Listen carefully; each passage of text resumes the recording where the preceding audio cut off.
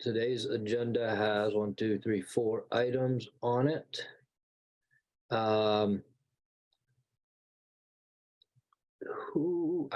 Eric, you were at the site visits, correct? No, he wasn't, I couldn't make this last one. Okay. but Josh was. So first, does anyone have any conflict of interest on any of the 4 items? Okay. So for 3 Home Meadows, let's go, for all of them, it'll be Carol, Catherine, and myself. For 3 Home Meadows, let's go with Josh and Eric as the 4th and 5th voters. For 187 Main, Marianne and Josh. And for 158 South, do Eric and Josh, and for 233 North, Marianne and Josh. Is that good? So Josh, you're on everything.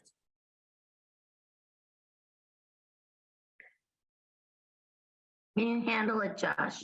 Thanks for going to the site visit. I've been preparing for this moment. Okay, so that said, I think we can start with 3 Home Meadows. And I think we have Freddie here, Correct. Can you guys hear me? Freddie, our builder. Yep. Yeah, I can hear you. Okay. Yes. Yeah, so I think I wasn't there for the second site visit.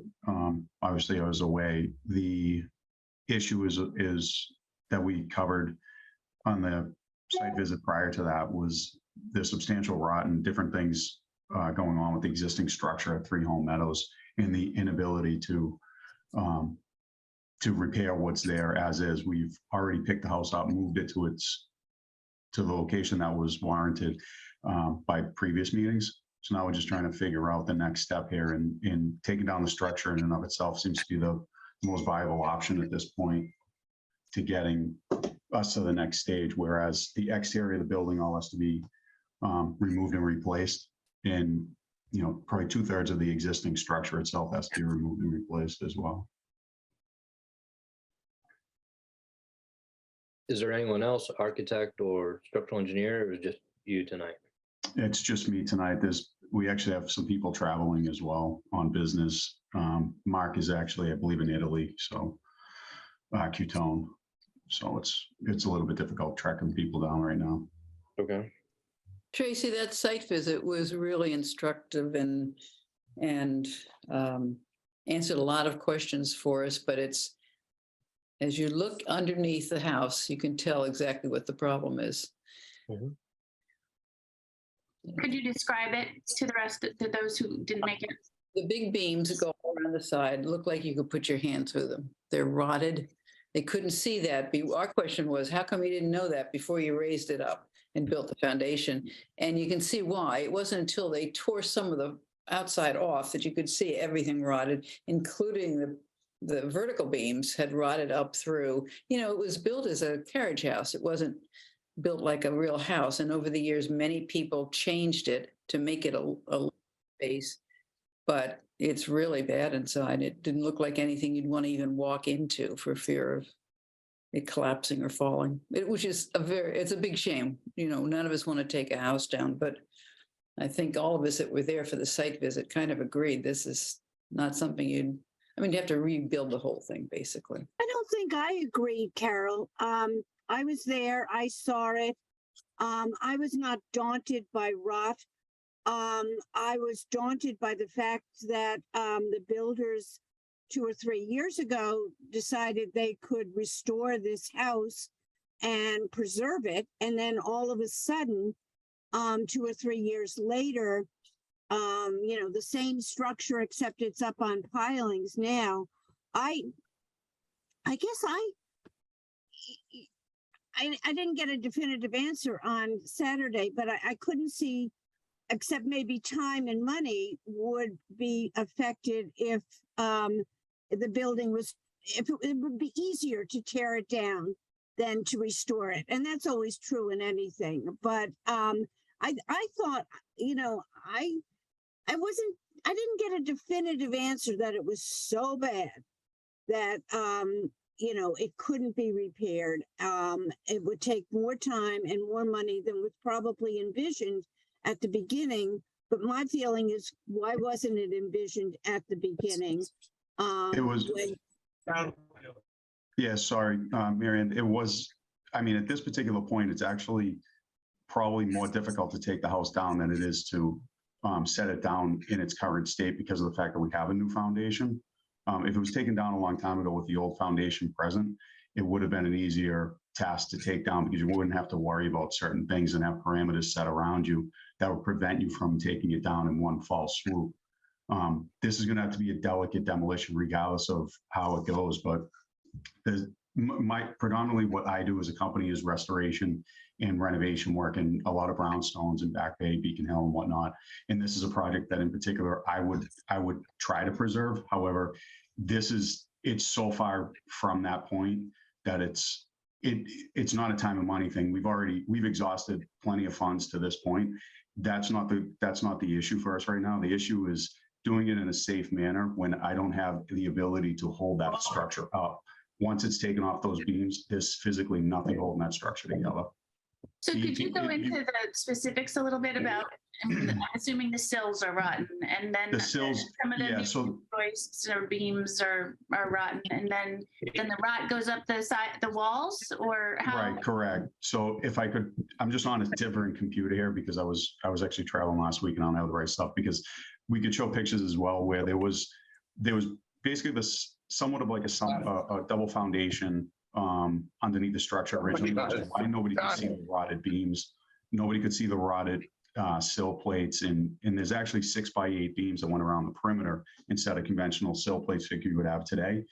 The rot that started on both sides carried up through the first floor. The entire first floor structure itself, every floor joist, beams, all have to be removed in their entirety because now they don't reach the exterior of the foundation.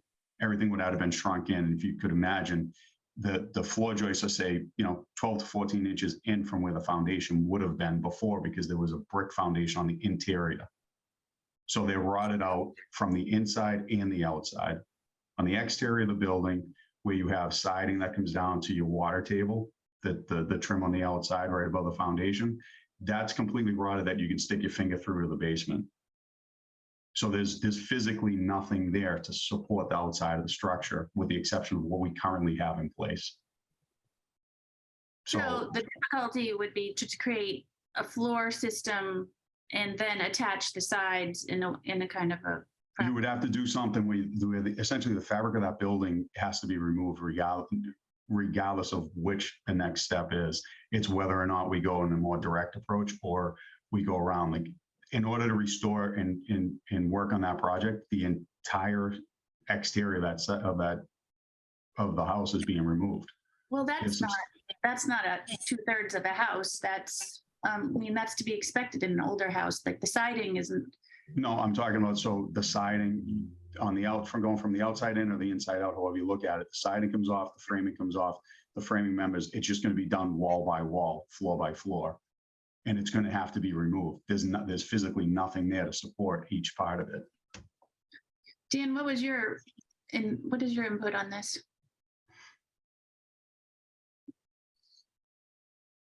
Oh, Dan's not here tonight. Oh, sorry, but Josh. Josh. There's a lot of rot. There's a lot of rot in the mud sill. There's a lot of rot in some of the joists. There would be an excessive, not excessive, you could sister everything, but it does seem like the amount of work that would be required in terms of disassembly and reassembly would essentially give you a brand new house with just a lot of extra work involved. The house is gutted on the interior. It's just interior from what I could, one of the benefits of the rot is you can see up inside the house in several places. Did did you perform that work, or was the house already gutted when you took it on? No, we did the gutting. So wouldn't you have seen the situation before you removed it? I mean, if you did the gutting, It was all the same With all the process. walls. We did the interior and then started the exterior. The interior walls, we figured there's going to be some semblance of repairs, right? There has to be. It's an old house. There's going to be there's going to be certain things. There's going to be ways things are framed from back then versus today with cross beams, post and beam, whatever. Nature of the beast on the second floor and whatnot. What the biggest issue for us was once the house was actually lifted up and we saw that there was a second foundation on the interior, that's when the rest of the structure came into play. When we started peeling back water tables and whatnot to get corners of the building to locate the new foundation, that's when we started experiencing all the other rot. We were already into the process at that point. We weren't going to stop because we had to continue on, and we figured we'd cross the bridge when we cross it.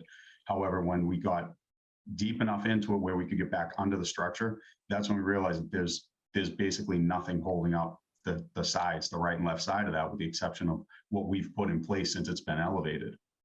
but I guess I'm wondering, if you peeled out the inside and you saw that there was complete rot to the sill, and then you could see. No, you didn't see to the sill. We couldn't see to the sill at that point because the basement foundation had a brick foundation in front of a granite foundation.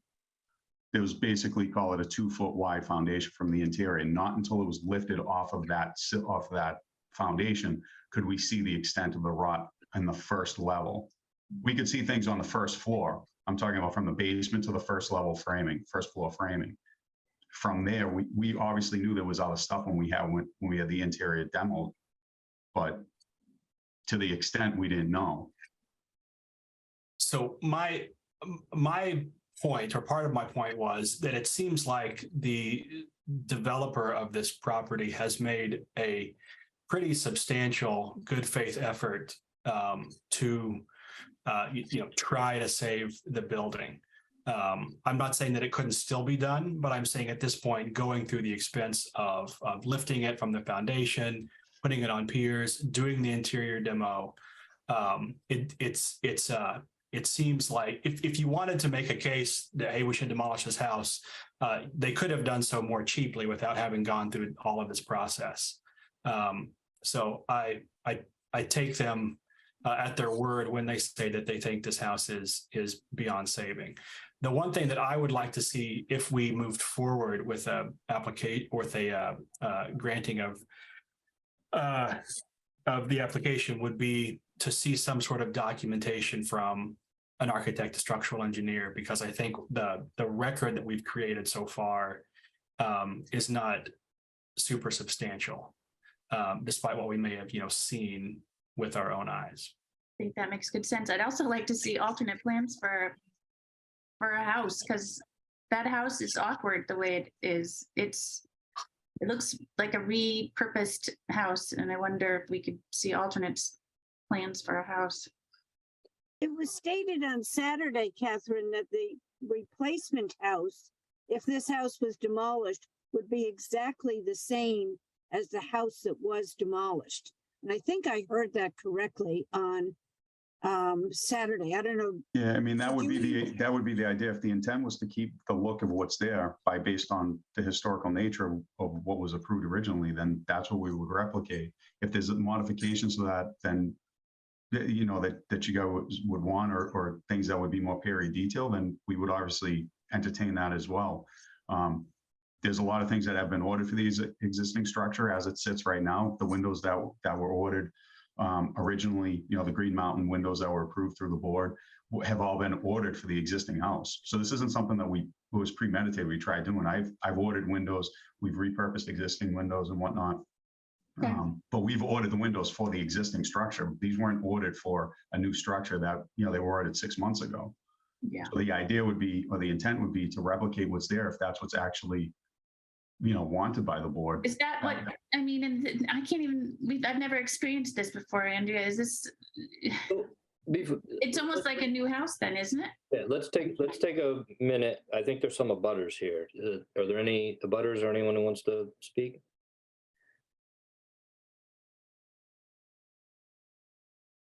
If you do, everyone's on mute. All right. Crazy, I can fill the gap while they join with my comments quickly. I mean, this application isn't necessarily for the new home, so I think maybe we have to be careful that it's just application for demo, but you can correct me if that's wrong. I don't know if we have comment for a new build on this or not, so I guess I want to understand that. Apologies, I wasn't in town for the site visit, so I can't comment on the review, but it would mirror Josh's comments of just understanding if there is a structural engineer on the project, just getting their feedback and comments on. Yeah, we if it can is have a savable letter and stuff. provided. Yeah, Absolutely. that would be great. Tracy, Yes. I wanted to, Oh, we already approved the new design for the new house. no. We haven't, No, we approved the design for what Freddie's trying to build right now. I think what Catherine is asking is, not to rehash history, but, if we go back a year and a half, it looks like we're from the road that we're looking at the side of the house. And there was, we asked about rotating it and things like that. There were reasons why that couldn't happen. And I think what Catherine is suggesting is maybe there's, some ways to deal with some of those items. Danielle. Hi, sorry, I couldn't get, I'm in a very bad connection here. I'm in a butter. I live right there. We're fine with it. We just want the work done and have neighbors move in. That would be wonderful, please. And I have noticed they have a foundation, so it would be difficult to shift structurally from the plans that they have, at least on the base level, I would imagine. I'm not an architect or a builder, but they did lay a new foundation that took a bit of time. Okay, thank you. Yeah, I mean, so basically the gut instinct that we had was that if it was the project and its elevations, exterior have been approved since last year, whatever the case may be, replicating what's there, whether it's done wall by wall, 2x2x4 in a certain way with the existing structure or a new structure would be the same thing in the process. The look and feel of the building has already been approved. The foundation has been set back and turned. So if that house sits down on it, whether it's that house or a new house built to look like it, in the end, the two products are going to look identical.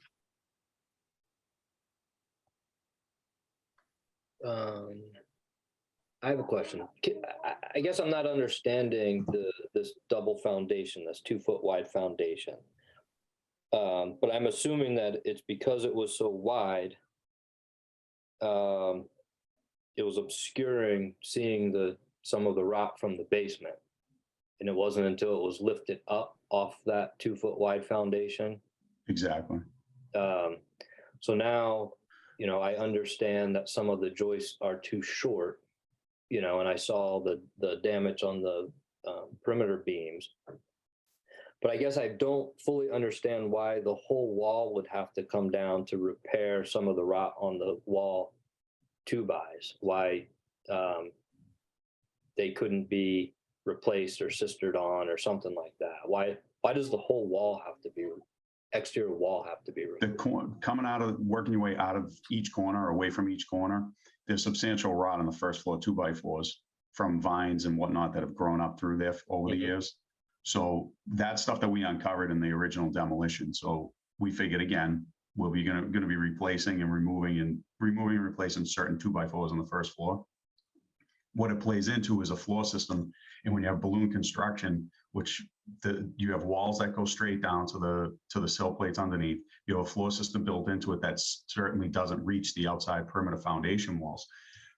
Sistering on to the basement 2x floor joist currently isn't an option either, because whoever was on site probably noticed that there's an old stairwell, and there's also where we removed the original fireplace that was in there. So by the time you patch those two things in and you're short from the foundation, sistering on really won't do a lot of good in that respect. So when we take out the floor system, there's balloon construction, whether it's on the whole perimeter of the foundation or not, for the framing that's going up.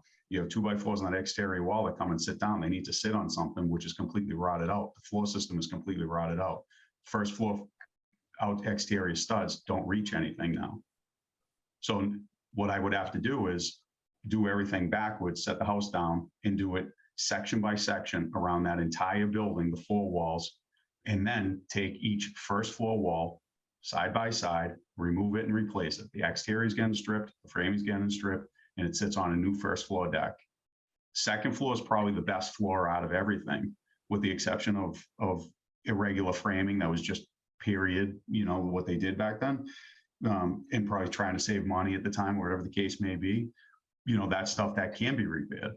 The first floor and the first floor deck, framing and walls all have to be removed and replaced one by one. And it's the entire length of the wall. Correct. You're saying 360 all the way around the building, the first floor's rotted. For the most part, but I saw the 2 corners. the worst sides are the right side and the left side. The back right corner is probably about 6 feet of it.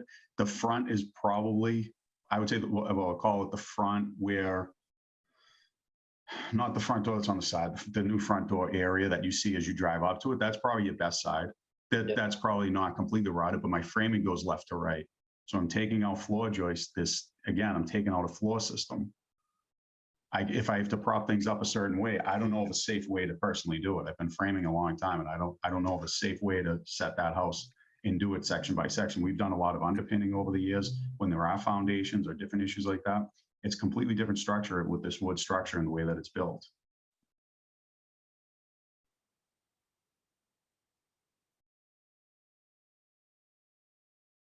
So, this sounds challenging. I don't even know what to say.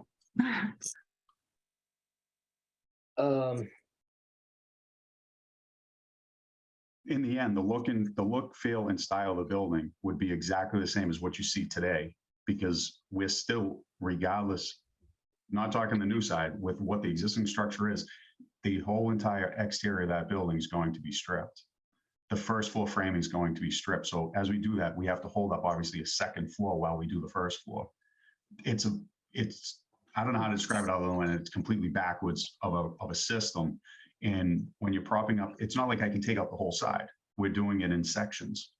So it's a process of doing it that it just doesn't, it's a runaround, but in the end, the exact same house as it looks today and on the plans of today is what you're going to get both ways. Mr. Chairman, I have a question. Yep. Fred, have you talked to Mark Cutone? Is he engaged in terms of designing a replacement structure? He is. He's been, Kevin, the homeowner, who ironically is traveling today as well on business, and Mark had a conversation, as well as, you know, we circulated and spoke via email because he's actually been out of town for the last couple of weeks and again, traveling again. So he's been engaged and we've talked to him about it as well. Inherently retaining some semblance of the fabric of the building was always our intention. However, when that's eroded to the point that it is now, it becomes a whole nother scale of things. If there's certain things that we can salvage and reuse in the new structure, then obviously that would be our intention, you know, whether it's beams or different things that can be utilized in a family room or something, so that there is some essence of it, is one thing. But in the end, what we have to take out and put back is no different, whether it's the existing structure getting redone or new structure. From the exterior, you wouldn't know the difference, or the interior for that matter. Except that we do know the difference. Right. But I'm saying, No, aesthetically speaking, from elevations and whatnot that's been drawn and approved, previously. So let me just ask this then. Are you saying that the Green Mountain or the windows that you ordered, if this were to be a new structure, they'd fit? We would have to set openings for the rough openings for those windows. They were set up for the current elevations and structure. So wherever they would be placed, we would have to have the same opening and the same look, which is why I figured that what's already been approved, we stick with replicating what's there. Hmm. It's already drawn, it's already approved. It's Yeah, I already in think all so. the elevations. Our, I mean, we made a lot of accommodations in aesthetic to accommodate this awkwardly sited home, and I'm wondering, is there any way to pop those? Do we have? It was so long ago, I can't remember what it looks like. It would be great But to. that's not what's on the Right. agenda. And it kind of goes together. It's worth. I think they kind of are So- a problem. If I can suggest, I'm just wondering, I don't know, when is, you said Mark is away? Yeah, I Right. believe for 2 weeks. Yeah, this is what I was gonna say, Andrea, because we were there. I was there 2 weeks ago before I went away. Met with Fred. Dan was there. And there were two things that we asked for. If Mark could attend tonight, and if a structural engineer could attend tonight, and they're not here. So I think that's a little bit of a problem. And the other thing was, Fred, maybe something changed, but you said you could take that house down in a day and a half when we were on site. And now you're saying it's going to be a laborious job to take it down. What changed? What made that? Nothing changed. It's still not an easy takedown, regardless if it takes a day or 2 days. But when you're taking down a foundation, when you're taking down a house with an old foundation that everything's getting ripped out, you can collapse the house on the interior and take it out a certain way. This will be done with probably 2 machines, one picking and pushing it aside and going its dumps is a certain way, and the other one cleaning. You can't just knock it around. It's a brand new foundation. But it's It's still still only gonna- 1 or 2 days. What's that? It's still only 1 or 2 days. I don't understand the point. No. I just, Asking how long when it'll you said take. it was going to take a while, I was thinking maybe something changed and it was going to be. No, it's just it's a No, different just- process. I mean, Yeah. I may make light of it in the conversation No. or the way it Yeah, sounds, that's but all I was trying to clarify. yeah, So- I mean, it's not an easy takedown by any stretch of the imagination. So when the house was lifted off that 2-foot wide foundation and the rot was seen, was there any consideration of modifying the new foundations to, help maybe support some of the shorter joists or anything like that? Because it was on a 2-foot down foundation and now we build a 2023 16-inch or 18-inch, whatever foundation we have. Like, I would still be putting a piece of rotted wood on a 2-foot foundation. It wouldn't make a difference. I would have to have a 4-foot foundation or whatever the case may be, which isn't practical. I don't know. I didn't see rot 360 around the building. I saw rot in the 2 corners on the long sides that run from the street to the back right, front left. So I think I'd want to hear from Mark how extensive this really is, because I just, I don't do I'm an architect. I don't do residential architecture. From corner to I don't corner to understand rear why corner is this rotted can't out. be sisters on and things like that. It's a big deal to take a historic structure down, and I'm just, we put you on the agenda tonight because we were trying to be helpful. Like Danielle, the neighbor, the abutter said, we want to get it done, but I just don't think we have any new information here tonight. And I think I'd like to hear from Mark and a structural engineer. Okay, but when we were on site, Tracy, just to be clear, we did walk in the basement from front to back and saw the rot where there was a blue stone sill existing front to back on the right side and front to back on the left side. I didn't see it front to back. So, Okay. Fair enough. I saw it in the front left and the back right. So that's why it's hard to, if it's 360, it's 360. Maybe there should be some additional photos, or maybe I have to come back out on my own or something like that. But I think it'd be helpful to have Mark on the call. Okay. So we can continue it. We have a meeting on the 11th. Although I Can we add that or no? I think we're probably looking at the 25th. Chief, Can we get a refresher on the plans and yes, that would be helpful too. And that'd be helpful. so it would be the 25th. I don't think by the 11th, we've got a full agenda because we had to split these two meetings. We had to split our applications into two meetings for this month. And I don't know that if Mark is going to be gone for another 2 weeks, I'm not sure that he'd be even prepared to advise us in any way. I don't know. That's just my thought. So, and if you need to get a letter from a structural engineer, as Josh mentioned, then, you know, that might take a little bit of time, probably not too much, but, so I think we're looking at May the 25th. May the 25th. Yes, sir. Okay. Okay. Tracy, you want to continue? Yeah, I would continue to the 25th. Okay. All right. Okay. Thank you, Fred. Yep. Thank you. Appreciate it. And we can talk. I can give you some thoughts as to what else might be helpful to present. Okay. Sounds good. Thank you. Thank you. Thank you.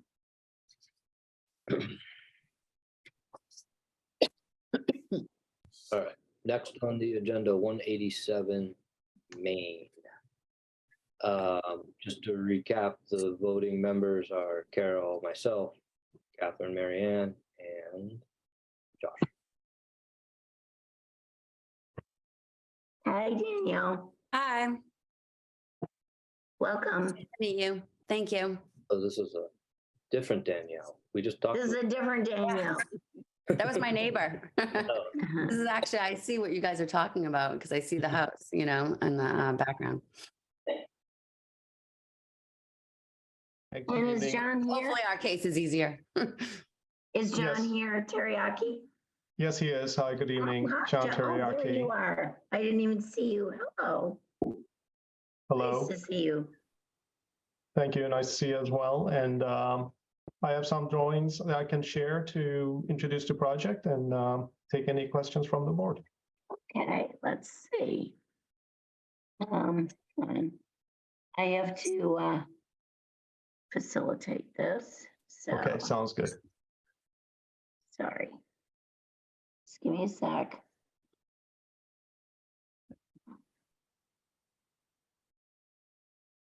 If somebody else were doing this, hold on, it would be better, but I'm not. All right.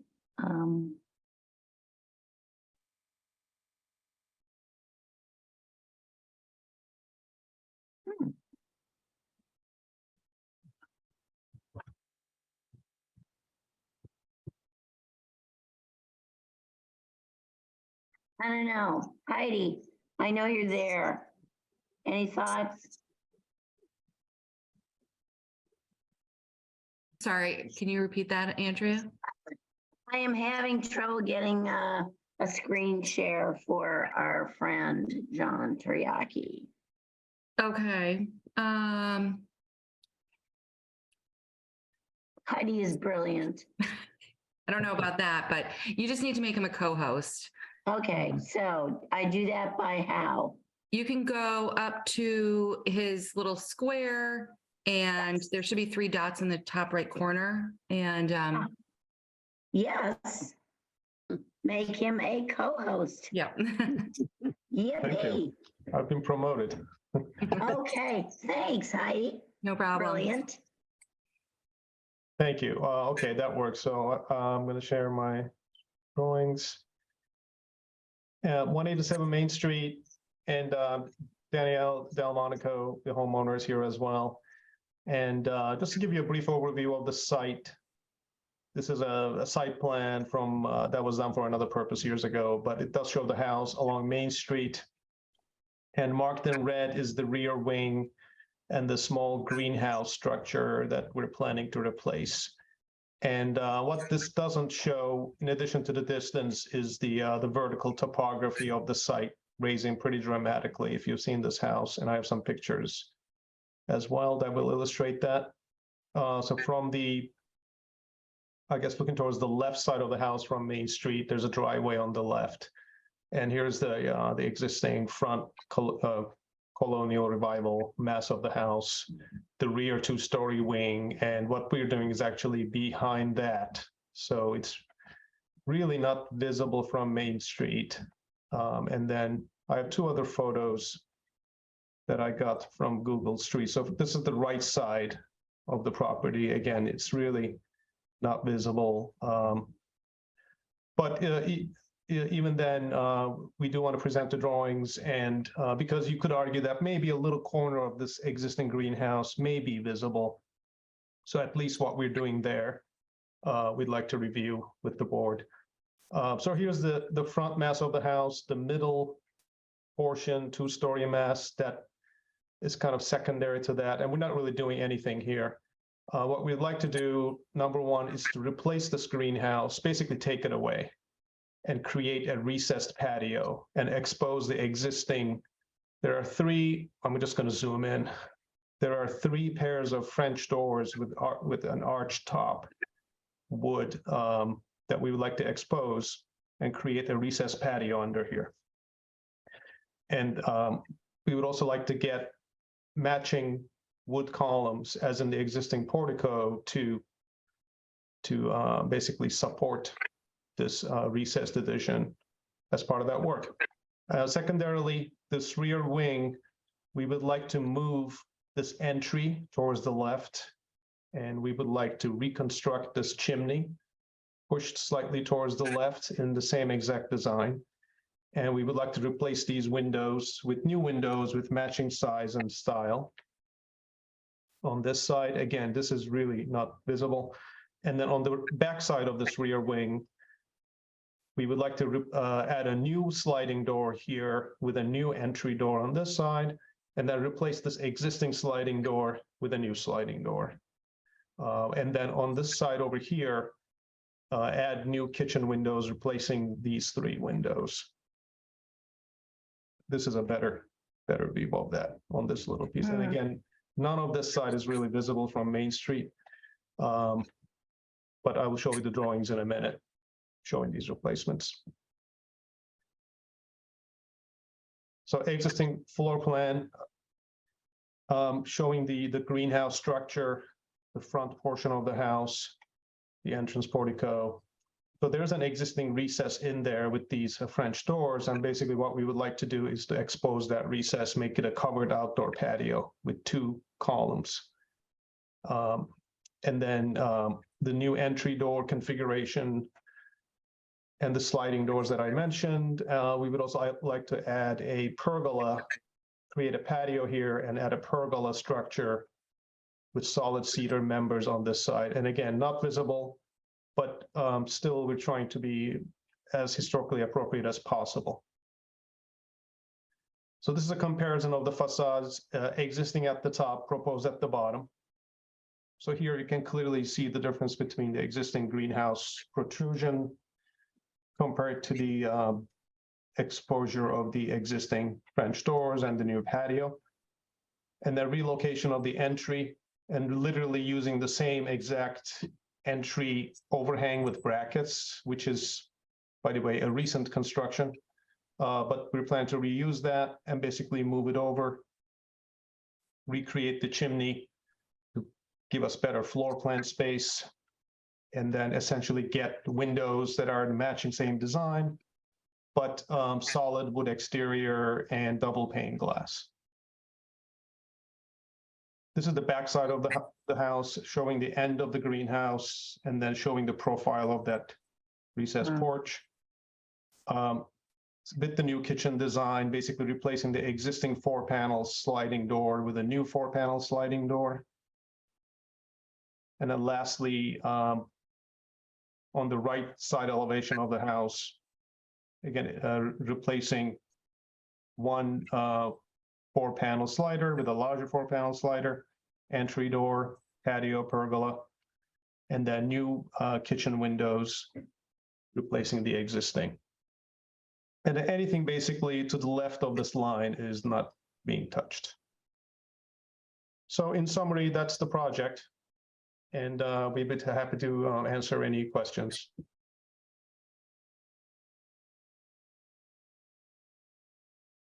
I'd like to ask one about the chimney on the farthest to the back, that family room that you're putting on. Is that to code? It seems short to me. I believe it needs to be 30 or 36 inches above the ridge line and 10 feet away horizontally from a window. Mhm. So I believe it still complies, but obviously when it's being reconstructed, the goal is to match the existing in style. Right. Which is like kind of like a mini version of the historic chimneys here, but I'm sure the mason would make adjustments as needed if it needs to be a little taller.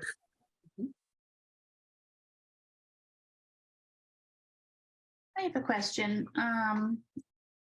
Where you're taking down the greenhouse and exposing the arched windows, I see you're putting, it says a solid wood trim detail to be continued across exposed opening.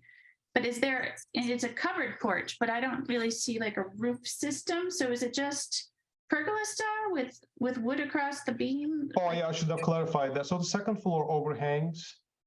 So here's what's happening from the side profile. Gotcha, thank you. So yeah, the second floor is already overhanging.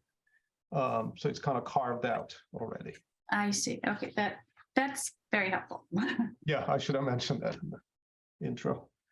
And then last question, what is the age of the windows that you want to replace in that back section, those 4 windows that you'd be relocating the door, that back area?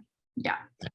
Yeah, I believe, Danielle may know this better. There are true divided light windows, but I believe they were put in the 90s where there was a 1994. renovation done in this wing. It was 1997 that they did that room. Yeah, they just didn't age well, but they're not historic windows, but they are true divided light wood frame windows, I believe. And so you're asking to put in simulated divided light? Yes, with wood exterior. Yes. Because even though these materially they're historically appropriate, they are not historic windows, and Right. also the fact that they're not really visible from the street. Yep. Makes sense. Yeah, Andrew, just a clarification. Yes. That back side is, I would say, go as far as not visible from the street. Right. So I would think I don't even know if we have aesthetic jurisdiction on any of that anyway. No, we don't. I think that You're should be right, clear. Eric. You're exactly right. And so, I'd also I think it's generous of them to say that you can see the greenhouse from the street as well. I think it's even hard to see that. So that's generous as well, just to make those points. I think the improvement at the greenhouse is fantastic. Yeah. Me too.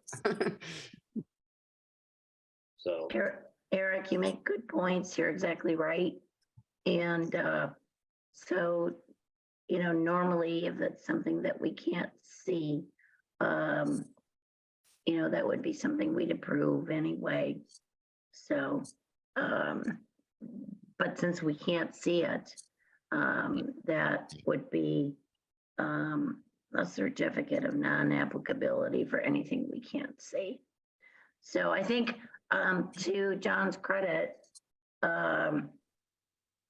he's always very conscientious, not only with his plans, but also making sure that, even if there's a possibility that something should be reviewed, he'll bring it forth. So thank you, John.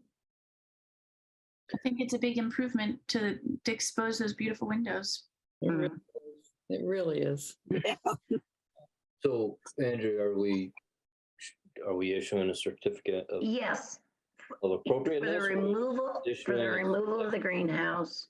Okay. As much as that might kill me, removing a greenhouse, what a nice change that is. That's going to be very handsome.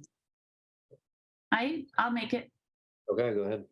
I'm out of practice because Danielle always does it. I know. I'd like to make a motion for a certificate of appropriateness for 187 Main Street in Bachelor Row, Pear Tree Hill Historic District, to dated 2/15/23 for the removal of an existing attached greenhouse to create a recessed patio exposing historic facade and doors, to incorporate the incorporation of new windows, doors, chimneys. Well, that's, I don't have to say that, right? Because that's not our jurisdiction. No.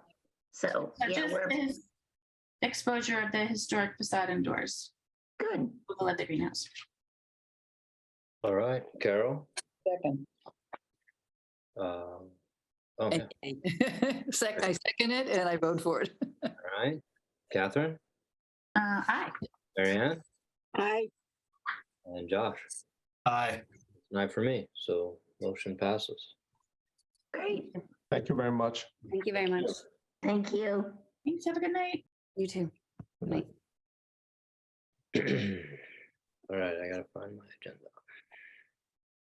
We're on to Dave and Kathy. Hello. And they're- Hi. Hi, how are you? Hello. We are both here. Yeah, I'm just Good. trying to find the agenda. So 158 South Street, and just a reminder, the voting members are Carol, myself, Catherine, Eric, and Josh. All right. Great, Yep. thank you. Well, I appreciate the time tonight. My name is Dave May. Kathy and I live at 158 South Street. We've been here for about 30 some years. This is an old two-family house in the Lincoln District. It was built by the Herseys, and we purchased one half of it 31 years ago, when we purchased the other half of it about 6 months ago. So we own both sides of it now.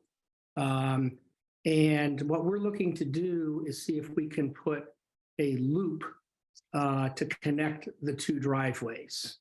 And the reason we want to do that may become most apparent if you flip to page 2 of our document, which shows the plot plan, and in pink are the two existing driveways. Ours is the one on the left. And the challenge we have with our driveway is our neighbors to our left at 154 South Street actually have a right-of-way on our driveway. And so it comes up and splits and goes into their backyard on the left. It's not shown on this plan, but it goes to the left. You can see the A right. little dash line, isn't it? Right there. Yeah, exactly. And so as a result, what we're limited to is really parking 2 cars up tight against that garage. So there's enough clearance for our neighbors to come in and out of the driveway. So all of that driveway from the road up to the slant of the right-of-way is not useful for parking. On the right side, there is no issue, but we have a friend who is living there, and so we can't block him in. And so what we would like to do is put a small loop that's shown here in yellow to connect the two, that would give us an ability to park cars, frankly, not on the lawn. What we have to do today when we have a third car or visitors is park on the lawn. And it's not something that we like to do, but it's our only option. You cannot park on South Street if there's no parking at this this end of the South Street, as we're close to Hersey Street. If you look on page 3, this is our house. So again, 158 is on the left and 160 is on the right. We live on the left. You can see the driveway coming up. And as it approaches those arborvitae green trees, it splits off to the left to our neighbor's house, which is also a Hersey house, by the way. And then as it flattens out there, that's where we park. And on the right is where whoever lives in 160 can park. We have 2 small trees in the front of the house. We used to have a couple more. They all came down in storms. And so we've had 2 new trees planted. And essentially the driveway loop would go right on the other side of those trees and connect the driveway on the right to the driveway on the left. So are the trees in front of the loop or they're behind the loop? I'm sorry? Are the trees in front of the loop or behind the loop? The trees would be in front of the loop. So you have the road, you have a little bit of lawn next to the curb, then there's a sidewalk, and then the trees are pretty close to the sidewalk. So the But you just planted them, so they're what, 4-inch diameter or something? yeah, they're fairly yes, they're I think they're only about a year old. Okay. Oh, I see them in the photo. I was looking on Google Maps, Street View, which doesn't have them, but now I see your photo. Okay, very Sorry. okay. Thanks. No worries, no worries. So the driveway would be right on the other side of those, and we've had a couple of contractors come take a look, and what they've recommended is a 12-foot driveway, which is the width of our existing driveway, and we would use existing materials to match. So it's black asphalt. So we would use black asphalt to match the driveways. We do have 2 examples of this on our street. They're not exactly the same, but they're close. So on page 4, 2 doors down to the right of our house as you face it going towards Hersey Street is 172 South Street. And you see they have a driveway to the right and then a loop that goes around some trees, and they put some hardscape in there to break it up a little bit. You know when that went in? That's at 172 South Street. So it's 2 doors. My 2 question, doors down. We don't know when. and it was Oh, built. when? Yeah. I'm sorry. I don't know when that was. Andrea, do you know if that was approved? I'm sorry, you're talking about the one down further? Yeah, Yes, it was. it was approved by Historic District. Yeah, and it was quite some time ago. I would say, well, it was not too long after the Green Bush was resurrected in 2007. So I think it was probably 3 or 4 years later after that. It was there in 2009 and it looks freshly installed in 2009. Okay, well, there you go then. That makes sense. And the second one? The second one, I would have to look. I'm not that familiar with, so. The reason I'm asking is that one of our guidelines is to remember that these houses were built before cars. I don't know Right, the date of yours. And that to have cars parked in front of a house kind of kills the whole atmosphere of a historic district. And we've tried very hard to keep cars in the backyard. And I understand what you're trying to do, and I don't blame you for it at all. I just wonder if there isn't another way to take care of the problem without having a blacktop driveway running in front of an old house. It's hard to tell from the sketch, but could you connect somehow behind the house? The 2 little garages could be part of a circular area back there or something else. We're not supposed to design for you, but have you considered other options to this? Well, to do that, we would have to tear down both of the garages because they're very close to the house. And then as I'm looking out our back patio, the property starts to slope down in the back. So we would be, demolishing a couple of structures. I'm not sure we would then we wouldn't really have a place to put a garage as I look out our backyard. So I think it would be difficult for us to come up with something that would allow us to put it behind the house. As you said, it's hard because we can't tell the sloping, from the sketches that we have.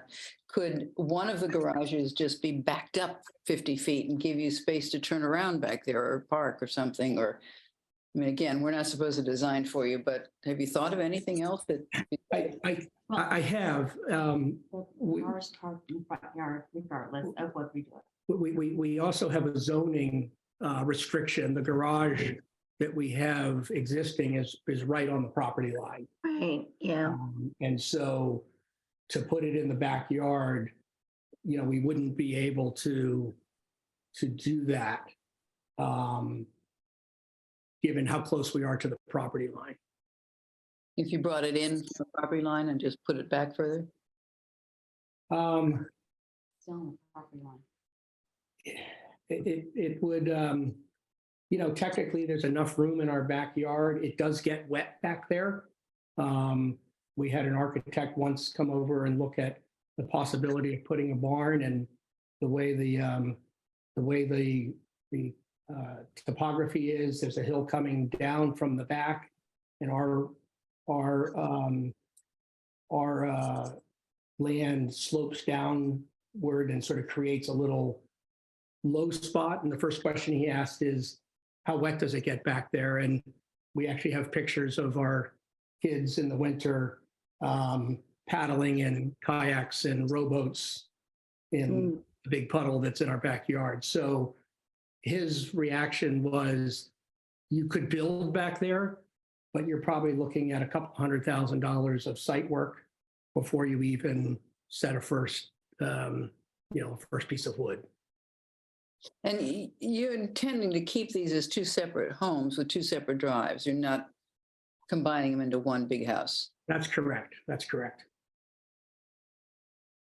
I mean, the other consideration for us is we have a lovely backyard, and putting a structure behind it really would change the nature of it. And I know that's less from the street and from a historic view, but from just a appeal of the property, we're able to look back fairly far, and to have a structure back there would kind of block that. You wouldn't even know you have a nice backyard behind that. Can you see my screen? Yes. Well, Okay, if it's my presentation, yes. so this is, I just put up a map. And can you see that? I do not. No, we're looking at a photograph of the All right, so I need to, packet. okay, that's not what I'm trying to get to. All right, hold on.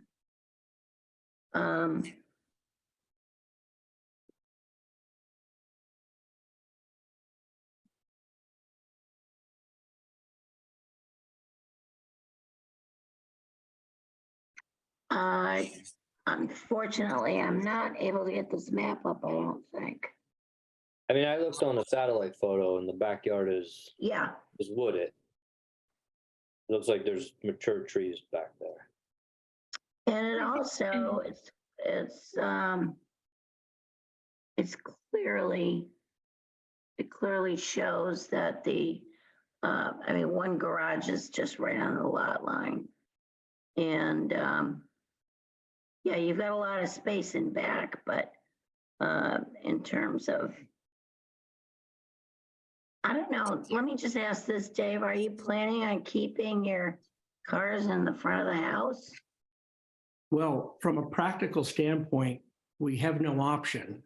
We don't keep them there, but when visitors come or family members come, if our two cars are parked in our driveway, it's the only option we have.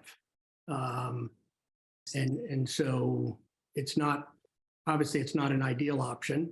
And we'd love to make it a little bit more appealing in the sense that the car belongs there. And I think it would have a lot more curb appeal than it has today, than if a car is parked up next to one of those trees for the night. So Dave, it's not a daily basis. You're not looking for a place to just park your cars. No, I mean, in front. No, that's fair. I mean, Kathy and I each have a car, and so there's room for our cars. So it's really when friends and family members come visit us, Okay. that they have. So it wouldn't be, and part of the reason for that is, and maybe as a distinction, if you look at the house at 172 that is showing, that's their front door. So you'll see they have actually, they keep their cars there because they go into their front door. Our entryway is actually it's the one prior to that, Andrea, right there, yeah. So you can see they have 2 cars there. They tend to keep them there because they enter the front door. We enter the door back by our garage. And so it really would be occasional. One of the challenges we have on South Street, as I'm sure you all know, it's a very busy street.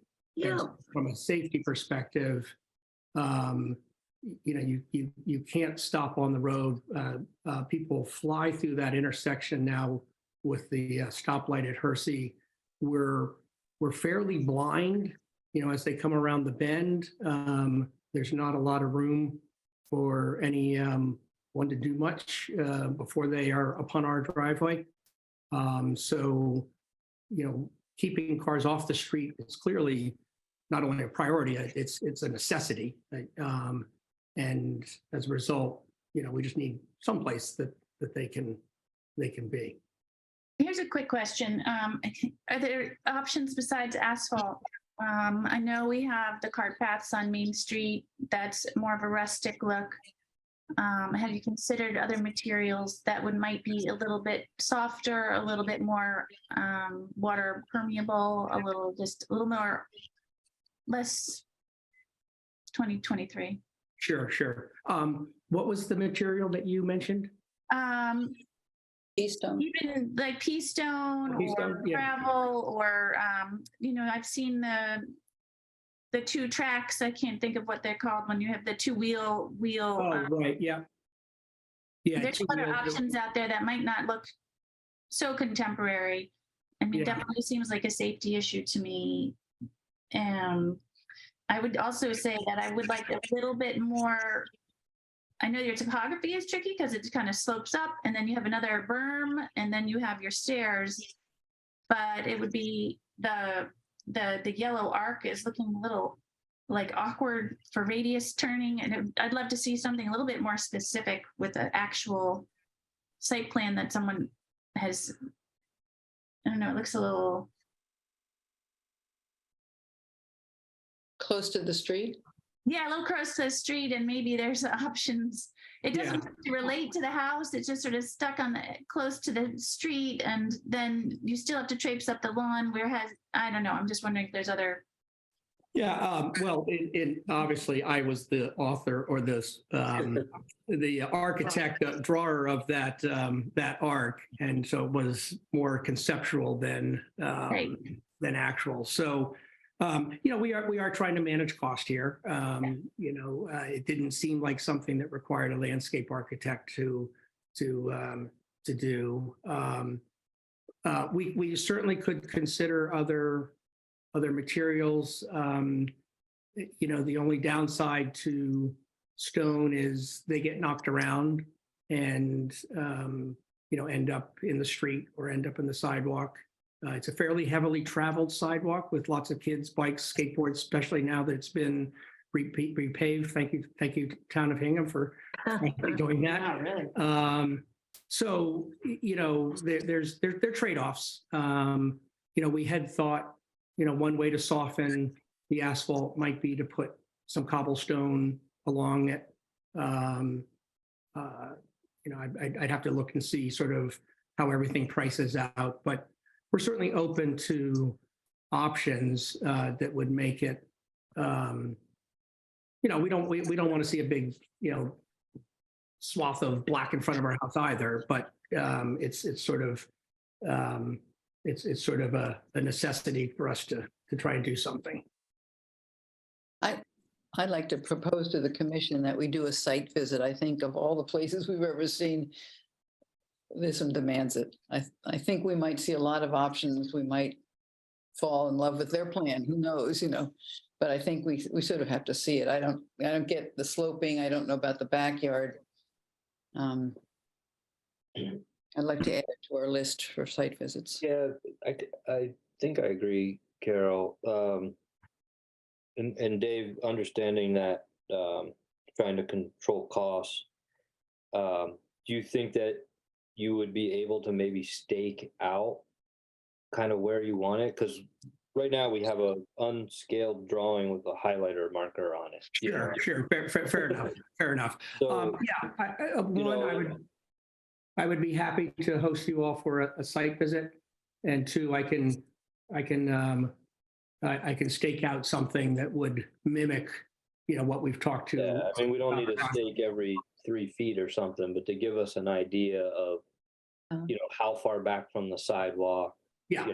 how far away from the steps you have in the front of your house, or you're trying to connect, you haven't proposed a path to those steps. I can't tell if you have a path or not. It looks like We don't, and I don't think we would, because again, we don't use those front doors. okay. Could you get some, I think it would become more obvious if you all were standing there and looking at the site. Yeah. And we could also, walk 2 doors down and look at the Casey's at 172 and see how theirs is done. So we would be happy to do that. That's We great. appreciate it. could you also get some estimates perhaps on cobblestone to see how much it would cost for that little section? I certainly can attest to pea stone. I love the look of pea stone. I detest what happens to pea stone in the winter. When the plow comes and when the plow doesn't come. So I really think, you're going to have pea stone on South Street a lot if you consider pea stone.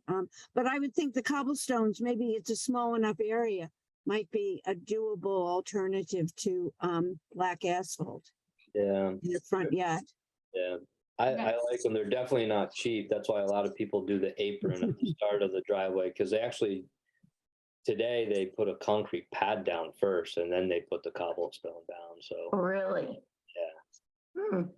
If you just put cobblestone down, it'll be like walking on a 200-year-old sidewalk 3 years from now. Like a sponge, yeah. I think with pea stone they do too. They now put down something and then they kind of smash the pea stone in, but it does not, that's not appropriate, but they hadn't it in, but I don't think it just doesn't stay in my Right. daily opinion. Okay. Well, Andrea, should I work through your office to schedule a Yes. visit? Yes. And we make, Dave, we make site visits on Saturday mornings, usually around 9 o'clock. So I'll poll the group and see when they're available and when you're available. And then we'll do that before the next meeting. Okay, very good. So All right. either if you want to try to put a dozen stakes in or try your hand at spray paint or something. Yeah, spray paint works. You got a good hand here. And I just also want to add, it looks like from the Google Maps that there's quite a dip in the middle that you're going to need to bring in some fill or something to create an eye-pleasing driveway situation. So I don't know if you can just throw down asphalt and have that be what you want it to be. So Yeah, no, we're aware that we have to do a little bit of grading to make it work. yeah, okay. And so maybe there's an opportunity there to do some leveling and come up with something. Yeah. Okay. All right. Very good. All right, Andrea, I'll be in touch with you. All right. Thank you, Dave. All right. Thank you, everyone. Bye. Right. Right. All right. Next, 223 North Street. We're actually a minute ahead of schedule. Yay. Hello, Kevin. Hi, everyone. Thank you for having me. Can you hear me and can you see me? Yes. You can. I appreciate the time on the agenda. Welcome.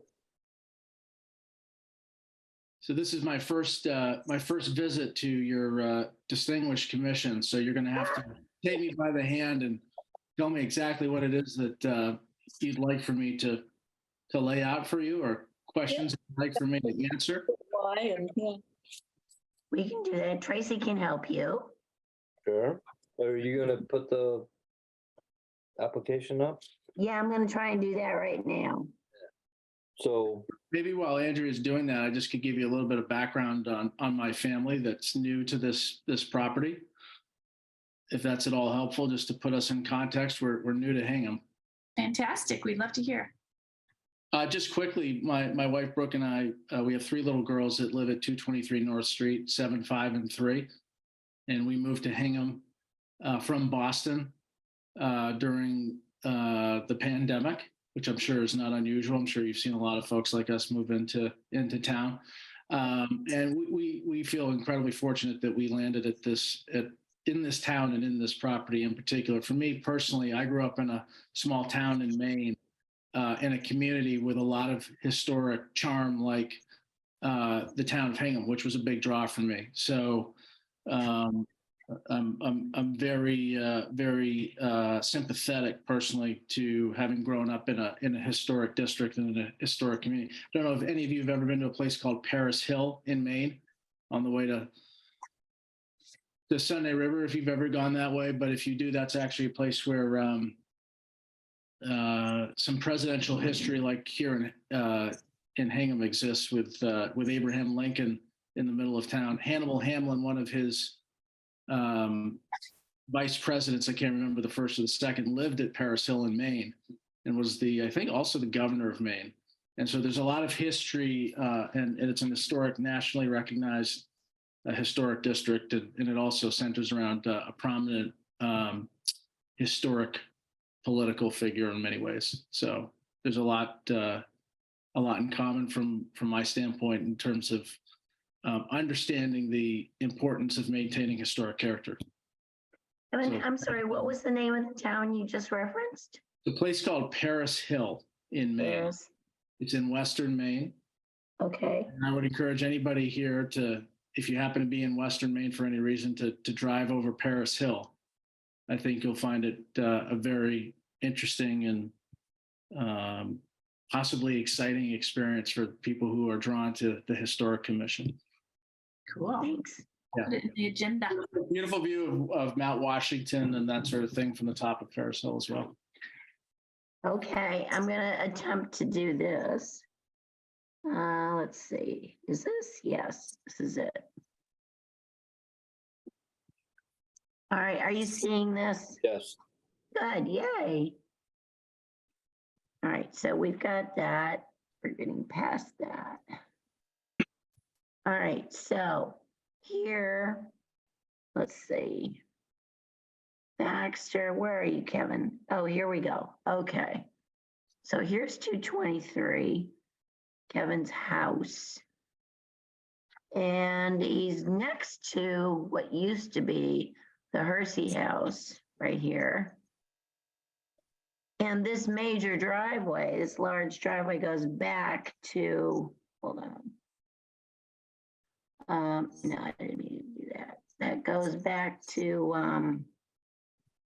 the Hersey House barn, which doesn't belong to the Hersey House any longer.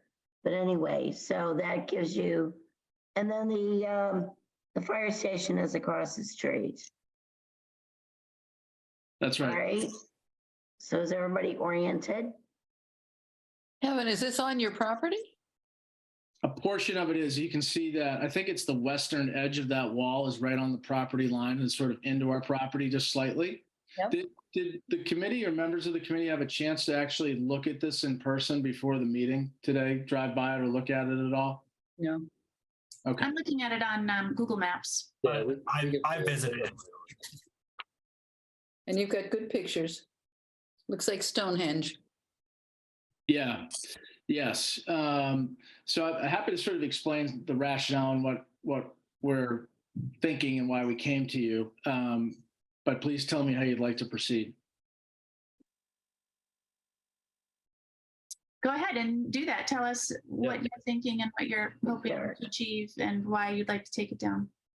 Well, I guess the first question is understanding, which is something coming to this meeting.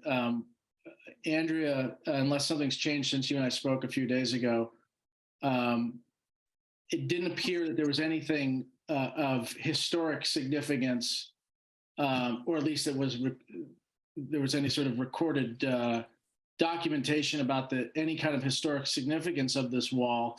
I also asked two past owners of the property, one of whom being the Colantonio family, who'd been here for 30 or 40 years, and Yeah. certainly feels like they know the property and its immediate environs like the back of their hand. They also didn't know the history and couldn't speak to any kind of historical significance of this wall.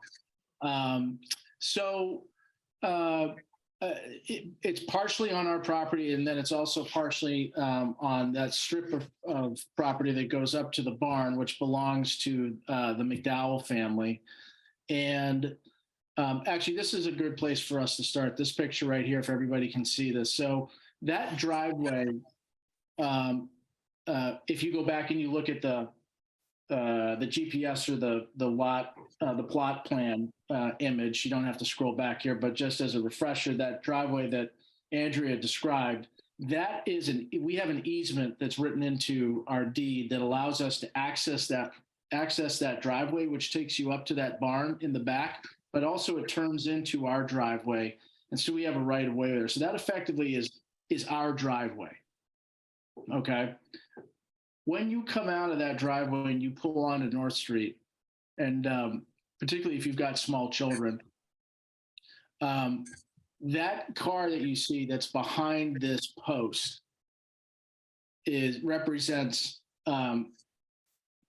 somewhat of a safety issue, and I'll explain why. That is a blind spot almost the entire way down North Street as you're pulling up to the edge of the driveway and looking to the left, if you follow what I'm saying. Mhm. And much like the gentleman who was speaking before on South Street, the traffic on North Street, particularly as you're coming out of town and coming around the bend and heading towards Thaxter Street, right in front of our house, people can pick up to 35, 40 miles an hour with no problem right there. And so we've had a couple of close calls that I've personally been involved in, my wife also, with kids in the car, or just on our own, where you're looking to pull out, you look one way, you look the other, and it's the way down. If you're pulling up at a certain place in the driveway, right to the edge of the driveway to pull out, a car comes popping out behind that stone obstruction at a pretty fast clip. And so that's one reason why we're not thrilled about having this wall here, which would be number one, is a safety issue. Is there still a hedge along the sidewalk here, like behind that wall? A hedge? No. Brambly bushes. Okay. I only asked because on Google Street View, which is a photo from October of 2019, which is before, I'm assuming before you bought it, there was a hedge that would be behind this stone. Yes, that doesn't, if that's what you mean, there's a line of hedges that went along the front of the edge of the property, but right by the on the other side of this post along the So that's been removed. sidewalk. We pulled those out. They weren't in great shape. All right. So if you remove this post, you've got clear view for traffic. So part That's of exactly the right. safety issue. That's Is there anything else going on, or? Well, then as we look at other pictures, including the first picture that I took of the entire wall,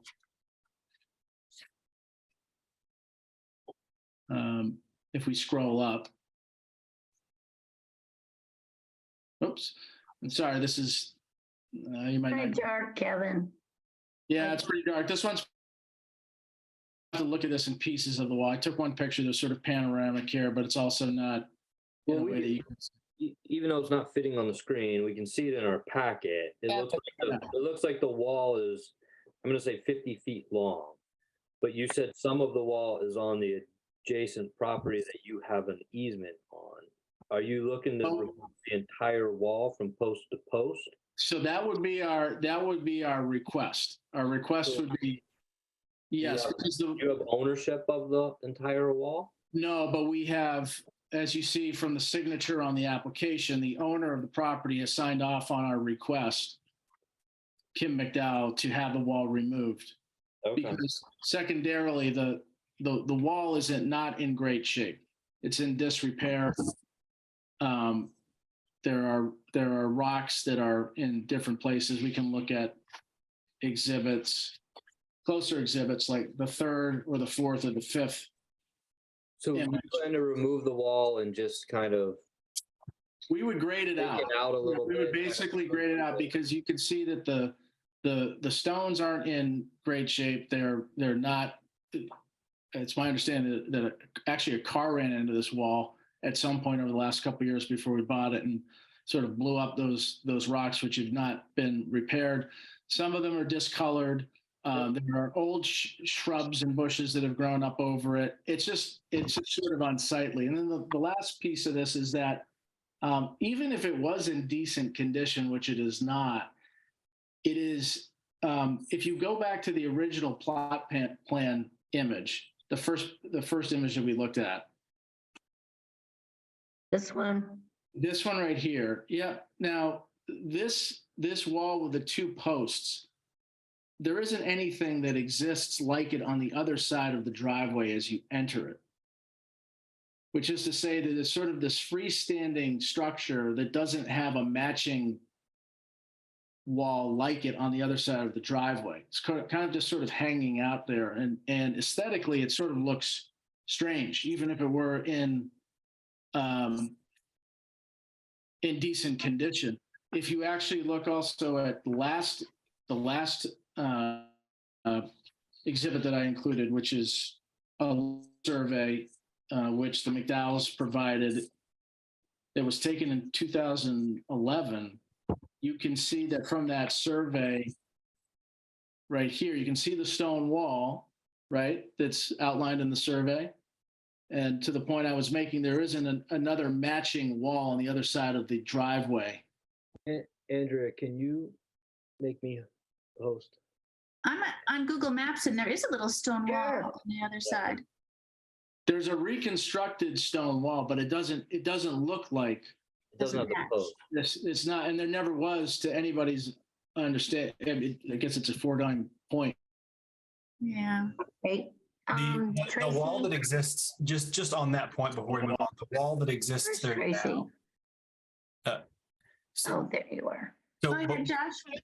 just the wall that does exist there now on the other side that somewhat mirrors this. Kevin is right. All right, you're all set, Tracy. If you look back at previous street views, it didn't exist in like 2009. That's been a recent. It's kind of nice that it mirrors it, but it's a recent. How do you go back in time? I'd like to know how you do that. And here, actually, this is good. Now, this here. So this is October 2019. You see where it says see more dates? Or, Yeah, so there's- Oh, see you later dates. Cool. Okay, thank you. That's great. There's June of 2009. So they have a survey from 11.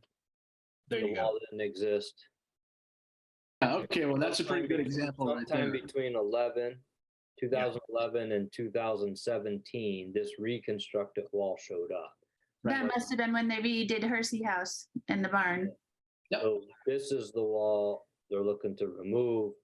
This hedge has already been removed. Right.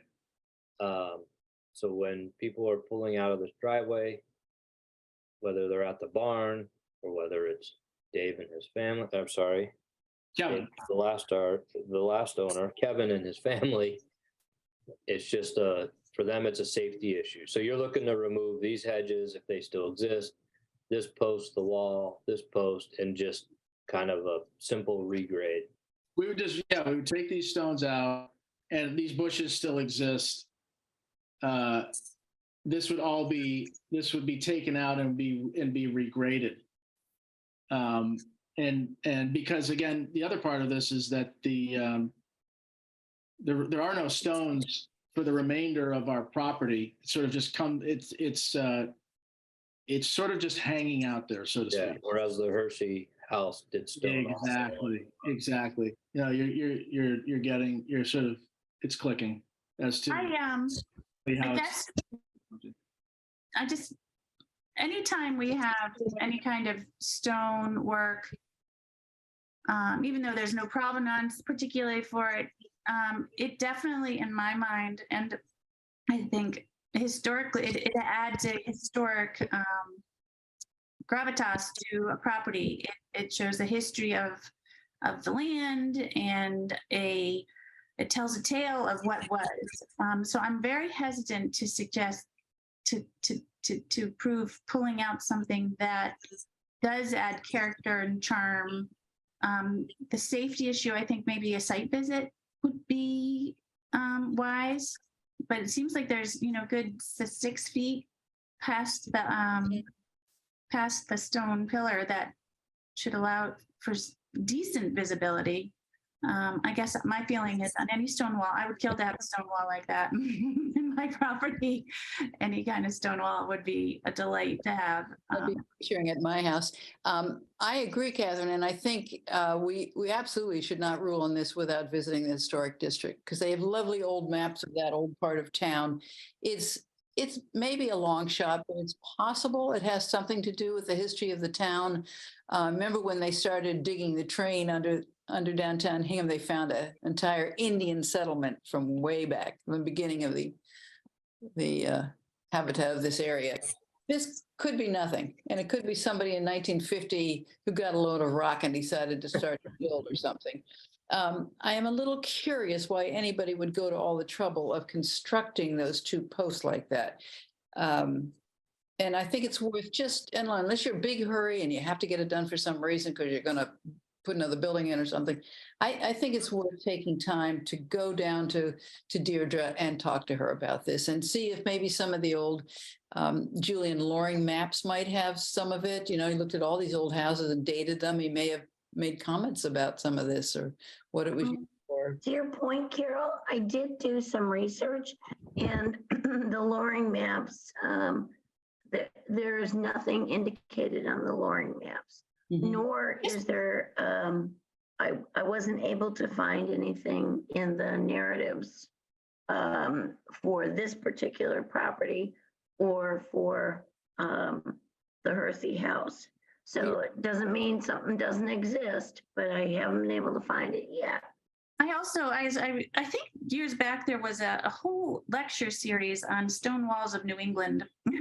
And based on the time period the stone wall was built, there was different styles and trends. And, obviously the trend with the pillars at the end was a time period.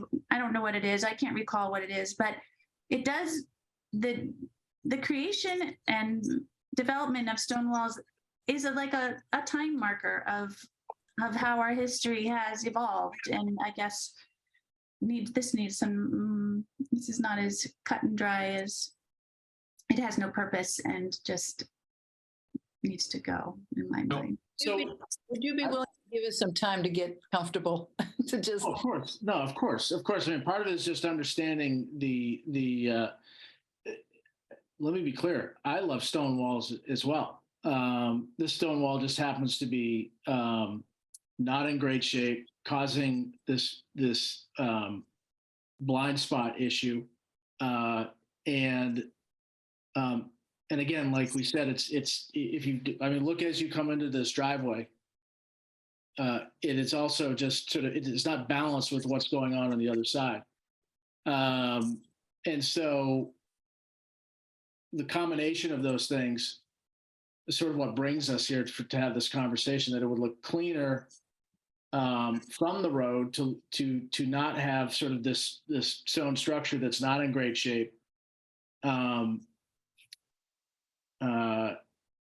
there, and instead just sort of grade it out. Now, having said that, if it was of some sort of historic significance, we certainly would want to, and I, as I said, I would want to understand that myself. But to this point, we haven't been able to discover if it indeed has any historical significance as it stands currently.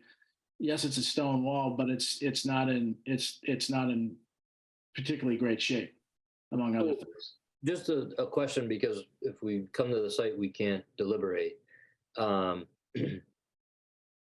Would you be open to removing the posts and maybe using some of the better stones to recreate on your side of the drive what the Hersey house has on their side of the drive. And Or, then I'm sorry. go ahead. Another thought would be take the post from the street side and put it up across from the other one on your neighbor's. Probably I don't can't. know if you do that, but yeah, she's saying take the one close to the street and put it Yeah. back where your driveway goes from asphalt to crushed stone so that it kind of, marks there, but I don't know if we have that jurisdiction. Oh, I see the Hersey house has the giant spiders in this picture, but not the giant skeletons. So I live up North Street from this house, six houses up North Street. I don't know Mr. Thurston. I do appreciate his fashion sense. But I walk this street all the time with my 3-year-old, and I always think that these posts look precarious. It's stacked stone. I don't think it's mortared. There are small stones on the bottom, larger stones up top, and then some medium-sized stones at the very top. And it concerns me as a safety risk, not just a blind spot, but personally, having walked by this a million times, I always wonder when it's going to topple over. So I would add that for consideration. You don't think they're filled with cement holding it all together? That definitely looks loose. Does look loose. doesn't it? Yeah, I think you're right. I haven't looked at it as closely as, I'm sorry, Josh, I haven't looked at it as closely as you have in that regard, but now that you mentioned that, I mean, if we had another situation like a teenager knocking into this thing or tapping it with their car, these rocks would probably be into North Street pretty quickly.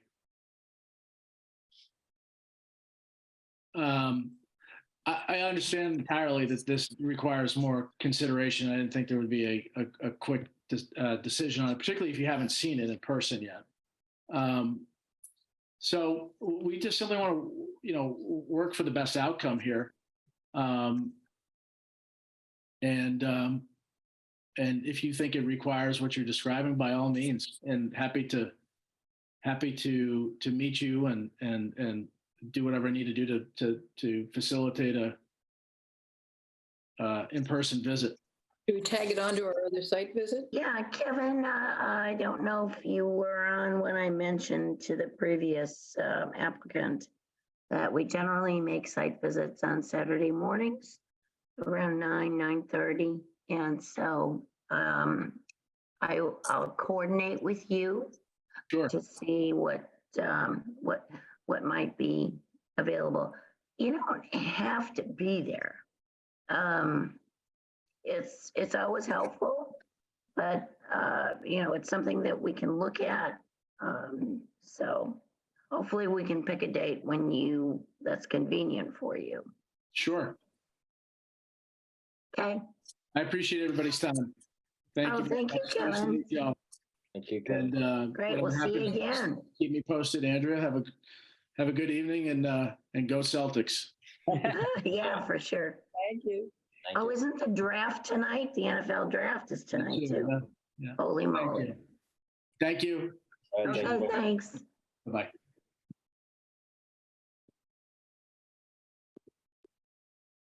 Okay. So, We whizzed through that. pardon? We whizzed through that. And we're doing, time-wise, we're doing pretty well here. So I have the meeting for the 11th. I have that, I posted that today. So I'll send that off to you. It's, let me see, we've got remember on South Street, the barn we looked at? They're looking to demolish the barn and build a new barn. Remember that one? Yep. Okay. And then we also have, I'm trying to think. Wilder? Yes, thank you, Wilder. The Wilder windows. And then we also have the gentleman on 37 Lincoln Street. And then there's one additional one, and I can't, It escapes me right now, but there we have it. And Hey, then Andrea. Oh, sorry. I thought you were done. Go ahead. Keep going. I am. Oh, I don't know if I can bring this up here, but across that, remember the multifamily building we did on North Street across from the Snug with the big one that's going. big huge one. Yes. Yeah. The whole deck has been pulled off, and it looks like they're doing a lot of masonry out front. Actually, we really can't talk about that now. Gotcha. So, but I'll investigate. Sorry. I'll ask one of those questions too. Down next to Asher's on Middle Street, we pre-approved a big addition on the back. I'm sorry, on next to Asher's. Yeah, Oh, are you talking about 16, number 16? I don't know the number. It was a brick and federal, Yep.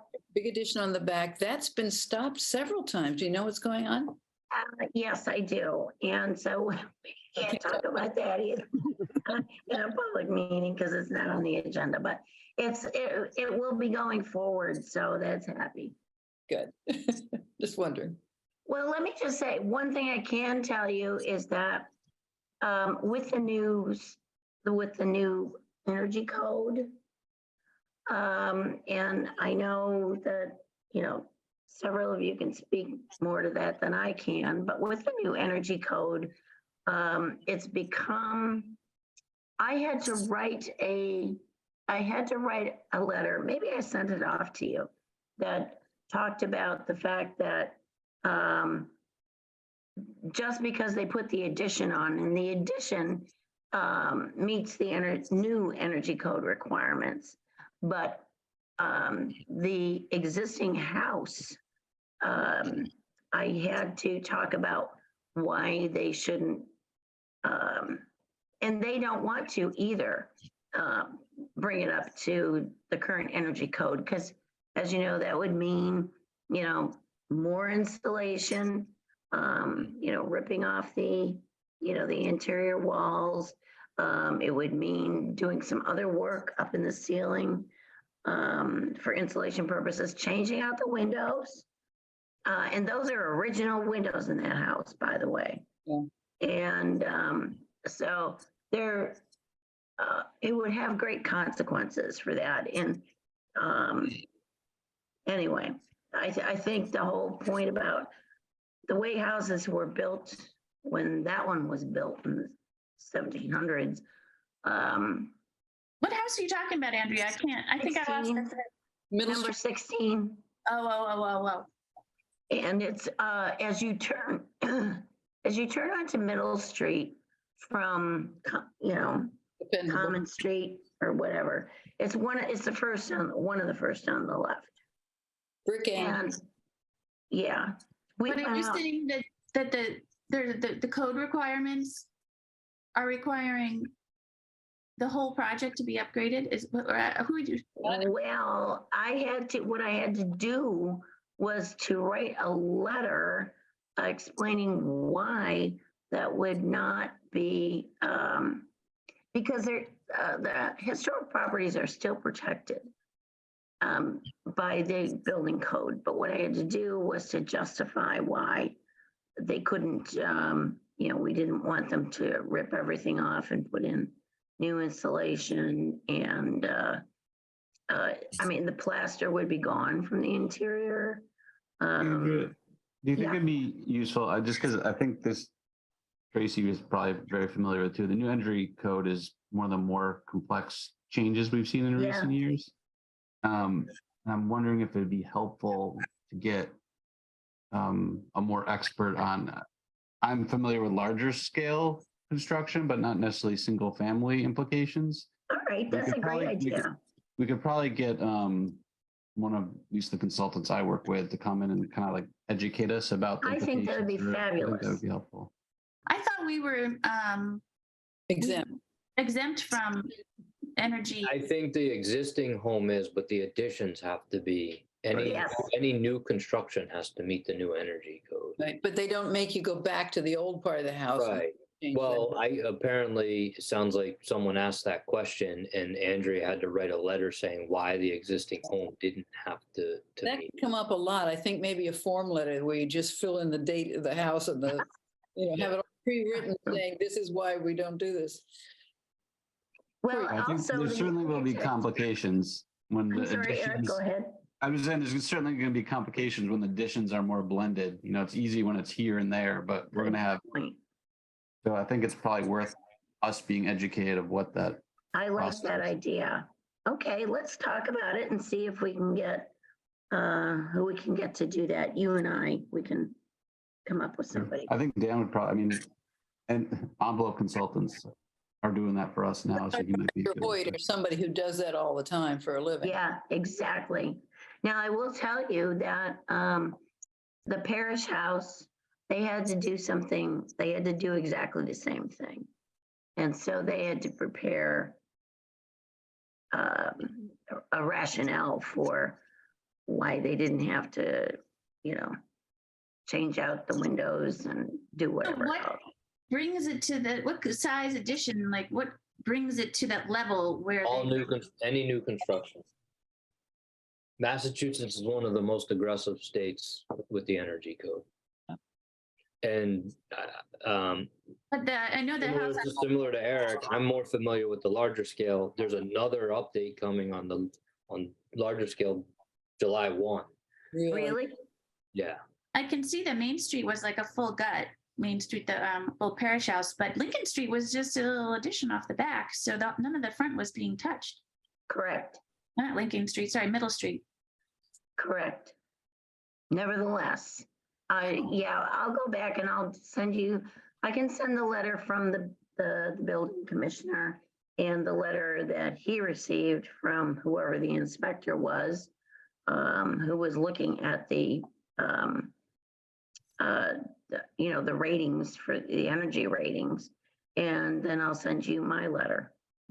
And I am correct in thinking the ADU new ruling pertains to historic districts too. Our expert here is Tracy. He can answer that. Yeah, you could put a ADU in a historic district. As long as it meets all the code of what they're looking for. And Yeah, I mean, it still has to go through us. We don't have jurisdiction over the use within the structure, but I would think at some point we'll see a barn or something. Now that detached are allowed, I think at some point we'll see a barn or something that will want to be converted. There's a lot of restrictions in that zoning amendment, such as if you have a barn, say you have an existing structure and you want to convert it, but it's over the setback or something, that section can't be part of the ADU. So there were a lot of, safeguards written into that. In all honesty, even with the new restrictions, even with the new allowed things, detached, removing the familial, the sewer and the septic is the biggest restriction. yeah. Right. So unless someone's willing to give up a bedroom in their home to put it into the ADU, we're going to continue to see 4 or 5 of these a year. That's it. What did they do about within my site? I'm sitting in my dining room looking around. There are at least 6 houses that have converted their barns into my daughter's house, my mother's house, completely done. What do you mean, my daughter's house, my mother's house? Carol, I don't think we can talk about that, actually. I'm sorry. I don't mean to. We have to be very careful. I mean, we can talk generically about, about the new ruling, about the new zoning bylaw. That's what I was trying to There's definitely concerns that there are existing non-conforming ADUs in town. Right. So that was one of the concerns of how do you regulate it? How do you, monitor it? Things like that. So one last question, Andrea. Who did you write this letter to? The building commissioner, Mike Clancy. Oh. So what my question was, I have to get to more quickly and not elaborate so much. Do the existing ADUs count in as part of that 2.5% or whatever that number that says how many we can have in the town? There's a limited number. The special permits count, right? So if there's something illegal, there's no record of it. There's no way to count it. No way to count it. There's a special permit, and I think there will be some crackdown on, I think people will be looking at them. I don't know how many there are. You hear stories that there's X number or things like that. But they're counting special permits. Right now there's 17. Just, you probably remember, maybe some of the newer people don't, but Tracy did volunteer to be on the ADU study committee, which took how long? I mean, that was quite a process, wasn't it? It was a year and a half, and the last 6 months we were meeting up to twice a week. Wow. Yeah, that's It's a lot of work, Tracy. Yeah. It's a lot of work for everybody. Come Sunday morning, I could be taking on a lot more work. So Big moment. Yeah, we'll see what happens. Everybody has to remember to vote on Saturday at the town election. So, and I can't endorse anybody or anything, but just go and vote. yeah. Regardless what happens, I will definitely be here on the 11th. Oh, thank you. Thank you. And then I think traveling the week of the 25th. So the one thing I was going to ask, the two that we continued, we told the first one the 25th, but the driveway site visit and the stone wall site visit, it's too late to add those to the 11th. And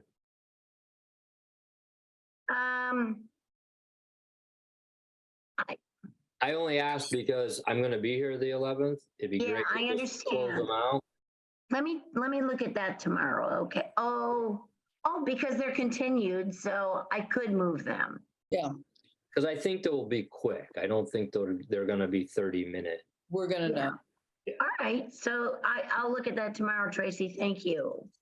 Because yes, we may lose you. And it'll be probably the 11th will be the last we'll see of you.